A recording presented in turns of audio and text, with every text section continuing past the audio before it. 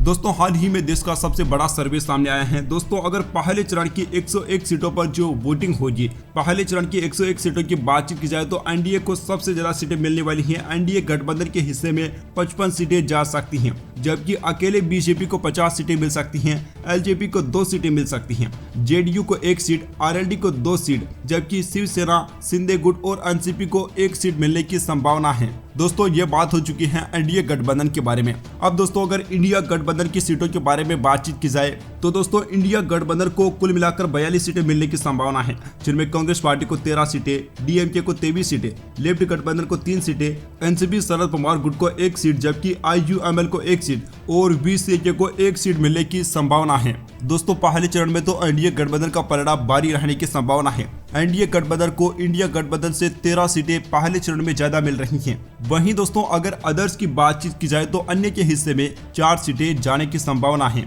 दोस्तों बीजेपी को इस बार 2019 के मुकाबले भी ज्यादा सीटों पर जीत मिलने की संभावना है। पहले चरण में एनडीए को 2019 में 47 सीटें मिली थी, जो कि इस बार 55 सीटें मिल रही हैं। पिछली बार के मुकाबले इस बार 8 सीटें ज्यादा मिल रही हैं।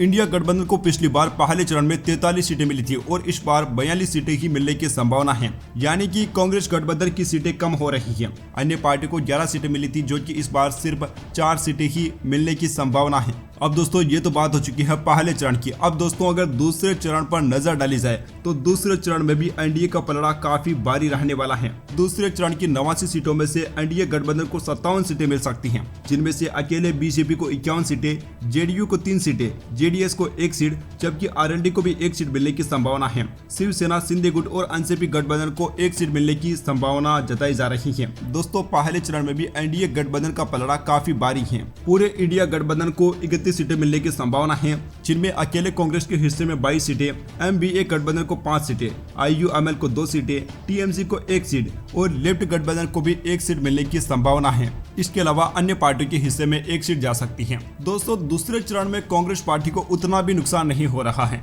जितना कि पहले चरण में हो रहा था। दूसरे चरण में कांग्रेस पार्टी भी भाजपा को कड़ी टक्कर देते हुए दिखाई दे रही है। दोस्तों अगर 2019 के मुकाबले दूसरे चरण को देखा जाए तो 2019 में दूसरे चरण में बीजेपी को 61 सीटें यानी कि एनडीए गठबंधन को 61 सीटें मिली थी, जो कि इस बार 57 सीटें मिल रही हैं, यानी कि 4 सीटें कम हो रही हैं। अब दोस्तों इंडिया गठबंधन को दूसरे चरण में पिछली बार के मुकाबले बढ़ोतरी मिल सकती है।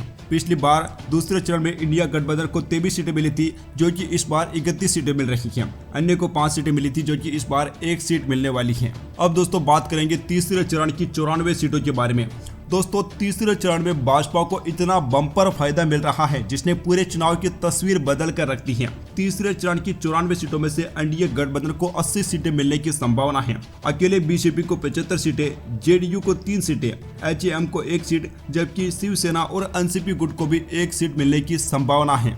तीसरे चरण में इंडिया गठबंधन को केवल 13 सीटें मिल रही हैं, जिनमें से कांग्रेस पार्टी को 2 सीटें, एमबीए को 8 सीटें, एसपी को 1 सीट, जबकि टीएमसी को 2 सीटें मिलने की संभावना है। अन्य पार्टियों को तीसरे चरण में भी 1 सीट मिलने की संभावना है। दोस्तों तीसरे चरण में एनडीए को इतनी सीटें मिलने का सबसे बड़ा रीजन यहाँ हो सकता है कि गुजरात की 26 की 26 सीटें इसी चरण में आने वाली हैं और यहाँ पर भाजपा हर बार क्लीन स्वीप करती है, यानी कि यहाँ की 26 की 26 सीटें हर बार भाजपा को मिलती हैं और इस बार भी कुछ ऐसा ही होने वाला है, जिसकी वजह से तीसरे चरण की पूरी तस्वीर बदल चुकी है और तीसरे चरण ने भाजपा को बम्पर फायदा पहुंचाया है। दोस्तों पिछली बार के चुनाव में भी एनडीए के लिए तीसरा चरण सबसे ज्यादा फायदेमंद था। एनडीए को तीसरे चरण में 79 सीटें मिली थी, जबकि इस बार 80 सीटें मिल सकती हैं।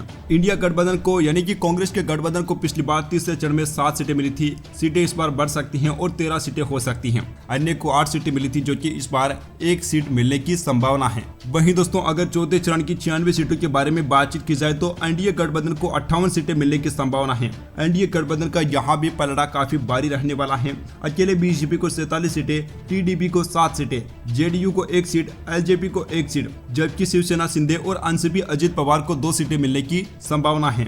इंडिया गठबंधन को 19 सीटें मिलने की संभावना है, जिनमें कांग्रेस पार्टी को 9, एमबीए को 5 सीटें, समाजवादी पार्टी को 1 सीट और टीएमसी के हिस्से में 4 सीटें जाने की संभावना है। अन्य पार्टियों को भी इस चरण में 19 सीटों पर जीत मिलने की संभावना है। अन्य में दोस्तों वाईआरसीपी को रखा गया है। आंध्र प्रदेश में उनका बहुत बड़ा फैक्टर है। जिसकी वजह से अन्य पार्टियों को बहुत ज्यादा सीटें मिल रही हैं। अब दोस्तों अगर चौथे चरण का इतिहास देखा जाए तो एनडीए को 2019 में चौथे चरण में 46 सीटों पर जीत मिली थी और इस बार 58 सीटें मिलने की संभावना है। इंडिया गठबंधन को 7 सीटों पर जीत मिली थी जो कि इस बार 19 सीटें हैं। अन्य को 43 सीटें मिली थी और इस बार सिर्फ 19 सीटें ही मिलने की संभावना है। दोस्तों आपने देखा होगा हर चरण में अन्य पार्टियों की सीटें घटी हैं क्योंकि दोस्तों कांग्रेस पार्टी ने कई ऐसी पार्टियों से गठबंधन किया है जो कि पिछली बार कांग्रेस पार्टी के साथ में नहीं थी, जिसकी वजह से अन्य पार्टियों के खाते में सीटें कम जा रही हैं और इंडिया गठबंधन की कुछ सीटें बढ़ रही हैं। दोस्तों यहाँ तक हमने 4 चरणों की 380 सीटों के बारे में बात कर ली है जिनमें भाजपा का पलड़ा काफी भारी रहने वाला है। अब दोस्तों हम चरणों की बात नहीं करेंगे, हमने सिर्फ 4 चरणों की बात की है। इसके आगे हम कुछ बड़े राज्यों पर नजर डालेंगे कि वहां पर क्या आंकड़े रह सकते हैं। दोस्तों अगर सबसे पहले उत्तर प्रदेश की 80 सीटों के बारे में जाना जाए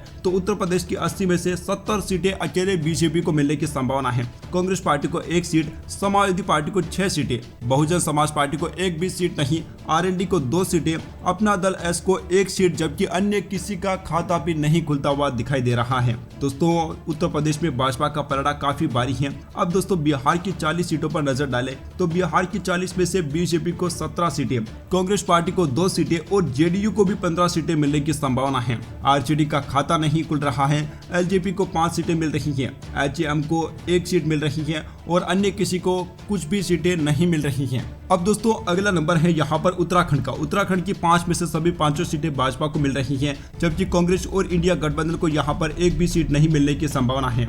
दोस्तों अगर केरल की बातचीत की जाए तो यहाँ की 20 में से 2 सीटें बीजेपी को, जबकि यूडीएफ को 17 सीटें मिलने की संभावना है और एलडीएफ के हिस्से में 1 सीट जाने की संभावना जताई जा रही है। ममता बनर्जी की गढ़ अगर पश्चिम बंगाल की बातचीत की जाए तो यहाँ पर बीजेपी को 26 सीटों पर जीत मिल सकती है, टीएमसी को 16 सीटों पर, जबकि कांग्रेस पार्टी का खाता भी नहीं खुल रहा है, लेफ्ट का खाता नहीं खुल रहा है, अन्य किसी भी पार्टी का यहाँ पर खाता भी नहीं खुल रहा है। दोस्तों पिछली बार के चुनाव में ममता बनर्जी और भाजपा में काफी कड़ी टक्कर रही थी, लेकिन भाजपा ने इस बार पश्चिम बंगाल में भी अपना कब्जा जमा लिया है। हाल ही में हुई संदेश खाली की घटनाएं इसके लिए प्रमुख जिम्मेदार हैं। दोस्तों आपको बताना चाहेंगे कि पिछली बार जो बंगाल में विधानसभा चुनाव हुए थे वहां पर भी भाजपा ने भारी बढ़त हासिल की थी। दोस्तों अगर महाराष्ट्र की 48 सीटों के बारे में बातचीत की जाए तो महाराष्ट्र में बीजेपी को 17 सीटें मिल सकती हैं, जबकि शिवसेना शिंदे गुट और एनसीपी अजित पवार गुट को 11 सीटें, इंडिया गठबंधन को 20 सीटें, जबकि अन्य पार्टियों का खाता भी नहीं खुलने की संभावना है। दिल्ली की 7 में से 7 सीटों पर भाजपा का कब्जा रह सकता है। कांग्रेस और साथ ही में आम आदमी पार्टी के गठबंधन को कुछ भी नहीं मिल रहा है, यहाँ भी इनका सुपड़ा साफ होता हुआ दिखाई दे रहा है।